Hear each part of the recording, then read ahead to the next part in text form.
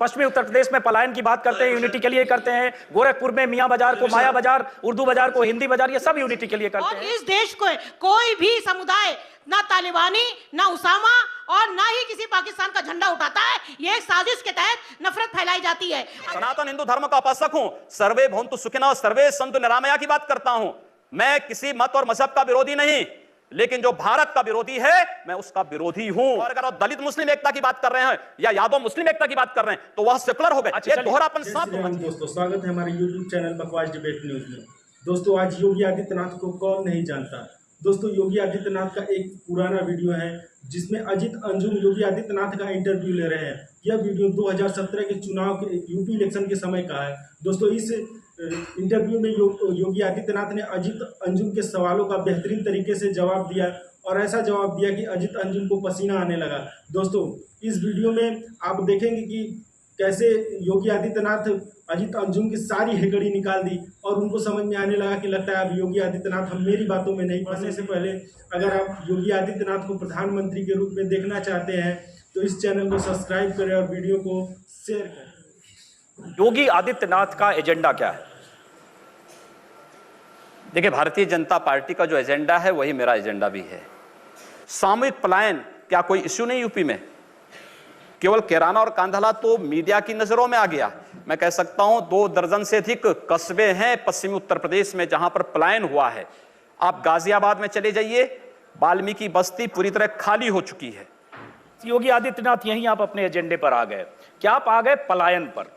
और पलायन पर कैराना को मीडिया ने मुद्दा नहीं बनाया योगी जी, कैराना को मुद्दा हुकुम सिंह ने बनाया जो बीजेपी के सांसद थे, संगीत सोम ने बनाया और अब आप लोग बना रहे हैं। तो आपके लिए उत्तर प्रदेश में मुद्दा फिर वही कैराना मॉड्यूल है कि आप पलायन को मुद्दा बनाएंगे। आपने अभी पश्चिमी उत्तर प्रदेश की अपनी रैली में कह दिया कि पश्चिमी उत्तर प्रदेश की स्थिति कश्मीर जैसी हो जाएगी अगर सपा की सरकार आएगी और 1990 से तुलना करें। तो आप एक तरह से बहुत डरावना माहौल चुनाव के पहले बनाना चाह रहे हैं, हिंदू मुस्लिम के बीच ध्रुवीकरण की कोशिश कर।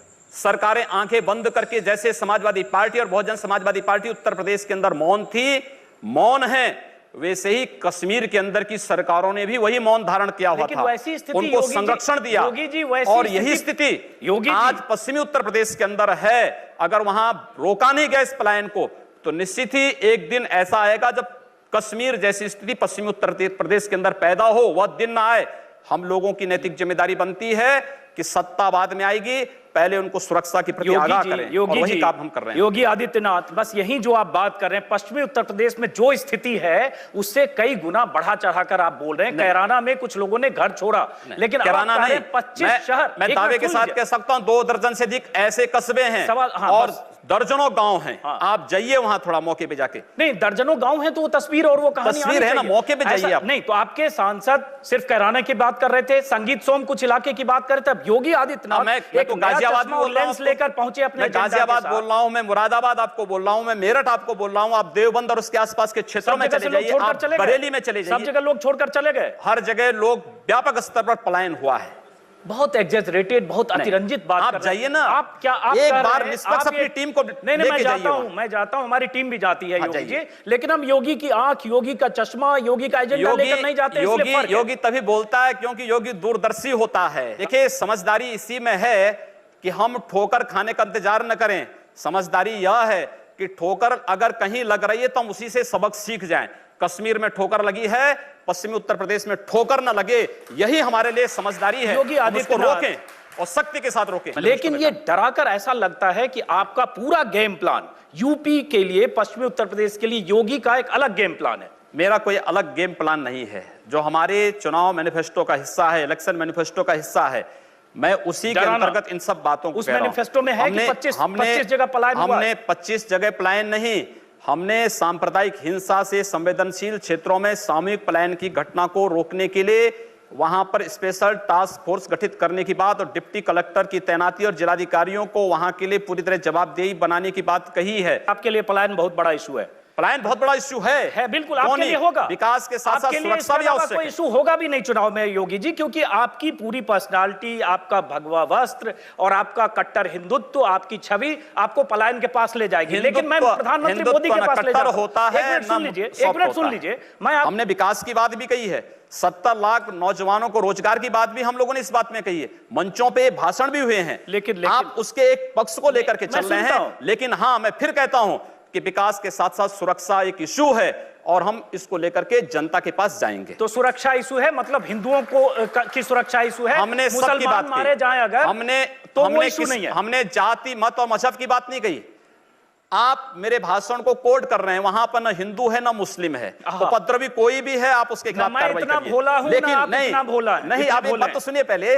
मायावती जी जो कहती हैं कि दलित और मुस्लिम एक हो जाओ, तो तब आपको ये अच्छा लगता है। नहीं, तब भी हम जब समाजवादी पार्टी तब भी हम सवाल उठाते हैं, यादव और मुस्लिम की बात करती है तो वो अच्छी बात है। तब भी हम लेकिन सवाल उठाते अगर मैं उन तत्वों के खिलाफ जो दंगाई हैं, जो सामूहिक पलायन के लिए जिम्मेदार हैं, उनके खिलाफ कार्रवाई की बात करता हूं तो मैं सांप्रदायिक हो गया। 5 वर्षों में उत्तर प्रदेश के अंदर 500 से अधिक छोटे बड़े दंगे हुए, और ये मान के चलिए कि हमारे लोगों के कारण ही पूर्वी उत्तर प्रदेश में एक भी दंगा नहीं हुआ। वहां हिंदू सुरक्षित है तो मुसलमान भी सुरक्षित है। दंगा हुआ वो अखिलेश सरकार की नाकामी थी ना, तो बोलिए इस बात को, बिल्कुल इस बात को बोलिए कि उसकी नाकामी थी। नाकामी थी, जैसे निकम्मों को सत्ता से बाहर करिए यहां से। दंगे के समय बिल्कुल नाकामी थी, बाहर करना चाहिए ऐसे लोगों को सुरक्षा ना दे सके। दंगाइयों पर मैं जोर दे रहा हूं, दंगे के समय सफाई में जिस ढंग से जश्न हो रहा था वो भी शर्मनाक था। सरकार मथुरा से प्रारंभ होता है और सहारनपुर तक जाता है। बिल्कुल सही करें, 4-4 बार बरेली में दंगे हुए, बिल्कुल सही, मुजफ्फरनगर में 4-4 महीने तक दंगे होते रहे।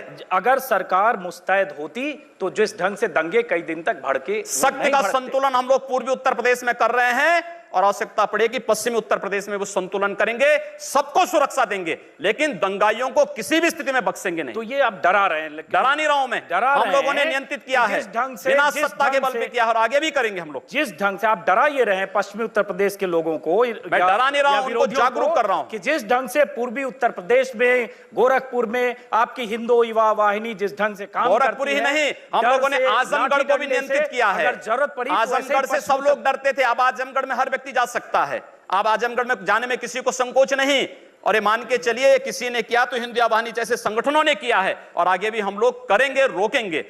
दंगे नहीं होंगे तो विकास होगा।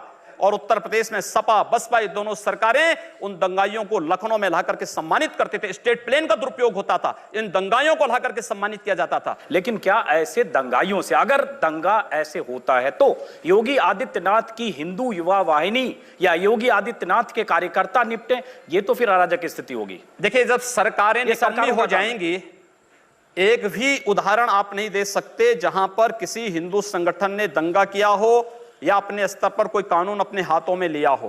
पश्चिमी उत्तर प्रदेश में क्यों दंगे हुए, मैं जरा समझना चाहता हूं, जरा समझा दीजिए। कार्यकर्ता क्या आपको नहीं मालूम कि जब पहली बार उन 2 बालकों की हत्या होती है, बिल्कुल सब मालूम है, हत्या होती है, उत्तर प्रदेश सरकार के एक मंत्री के द्वारा उन हत्यारों को पुलिस स्टेशन से छुड़वाया जाता है और फिर वहां पर एक वर्ग विशेष के लोगों को खुली छूट दी जाती है दंगा करने की। और स्वाभाविक रूप से दंगा होगा, एक पक्षीय मार शुरू होगी तो दूसरा पक्ष हाथ पे हाथ धरा हुआ बैठे नहीं बैठ सकता। चलिए, वो काम सरकार का है। लगातार हुई। आपके सवाल उठता है, ऐसे हालात अगर कहीं बनते हैं उससे निपटने की जिम्मेदारी मैं फिर कह रहा हूं सरकार की है। जब सरकारें निकम्मा हो जाएंगी तो जनता को खड़ा होने का अधिकार नहीं होनी चाहिए। जनता को खड़ा होने का अधिकार है, अपनी सुरक्षा के लिए जनता को भी खड़ा होने का अधिकार है। सरकारें निकम्मी हो जाएंगी तो और इस देश को कोई भी समुदाय, ना तालिबानी, ना उसामा और ना ही किसी पाकिस्तान का झंडा उठाता है।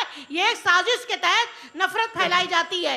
अगर इस देश में बहादुर शाह जफर और वीर अब्दुल हमीद और अशफाक उल्लाह और भगत सिंह और सुभाष चंद्र बोस जैसे लोगों की तरह से आपके विचार हो तो हम समझते हैं कि सभी समुदाय के लोगों को देशभक्ति का सफाई नहीं देनी पड़ेगी। आप लोग सिर्फ देशभक्ति नहीं है, पूरा देशभक्त है। बात सुनिए, स्वामी विवेकानंद जी ने कहा था कि गर्व से कहो हम हिंदू हैं। गर्व से कहो हम हिंदू। तो हम तो स्वामी विवेकानंद के ही उन वचनों को आत्मसात कर रहे हैं जो उन्होंने कहा कि गर्व से कहो हम हिंदू हैं। हम भी कहते हैं, हम गर्व से कहते हैं हम हिंदुस्तानी और बस यही बोलिए ना, यही बोलिए, यही बोलिए। हम लोग यही इसी बात को कहते हैं कि गर्व से कहिए हम हिंदुस्तानी हैं। आपके कहने से नहीं बोले, आत्मा कहती है, इसीलिए कह रहे हैं। आप लोगों के दबाव से तो नहीं कहते। यही तो स्वामी विवेकानंद ने कहा कि गर्व से कहो हम हिंदू हैं, और अगर वही बात मैं कह रहा हूं तो इसमें बुरा मानने की बात कौन सी है? मुल्ला और मौलवियों को समझाइए कि 3 तलाक के मुद्दे पर फतवा जारी करें और एक बड़ी मुस्लिम आबादी को न्याय दें। आप इस तरह के इश्यूज ना उठाइए मेहरबानी से।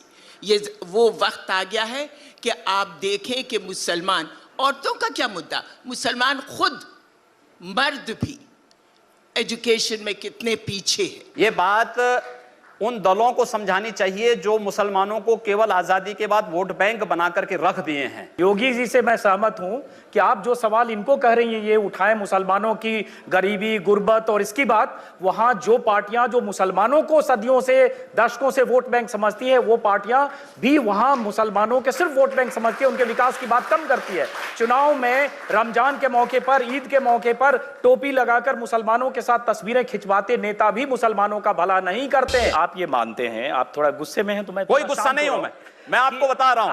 आप क्योंकि मुझे कह रहे हैं, मुझे भय है कि आपको फिर पसीना ना हो जाए। बस हर एक व्यक्ति की सुरक्षा और हर एक व्यक्ति का विकास आपको देखना, गोरखपुर में जाकर के एक बार इसको ये बोलेंगे, हर एक व्यक्ति मतलब हिंदू हो या मुसलमान, जो भारत का नागरिक है, जो भारत का नागरिक है वो हमारा नागरिक है। उसमें जाति, मत और पंथ कहां की बात आती है? अरे मैं सनातन हिंदू धर्म का उपासक हूं, बदलना चाहते हैं, सनातन हिंदू धर्म का उपासक हूं, सर्वे भवन्तु सुखिनः सर्वे सन्तु निरामया की बात करता हूं। मैं किसी मत और मजहब का विरोधी नहीं, लेकिन जो भारत का विरोधी है मैं उसका विरोधी हूं सर, वो कोई भी हो, मैं उसका विरोधी हूं। तो दोस्तों क्या कहा जाए अजीत अंजुम जी को, जबरदस्ती योगी आदित्यनाथ के स्पीच में मुसलमान घुसा रहे हैं। अरे जब वो कह रहे हैं कि जो देश का नागरिक है वो मेरा नागरिक है, तो जबरदस्ती हिंदू मुसलमान, और हिंदू मुसलमान कहेंगे बीजेपी करती है, क्या कहा जाए। चलिए देखते हैं अजीत अंजुम जी कितने अच्छे पत्रकार हैं और कितने ईमानदार पत्रकार हो, इस इंटरव्यू में भी पता चल रहा है। चलिए नमस्कार, मिलते हैं आखिरी वीडियो में। जय श्री राम।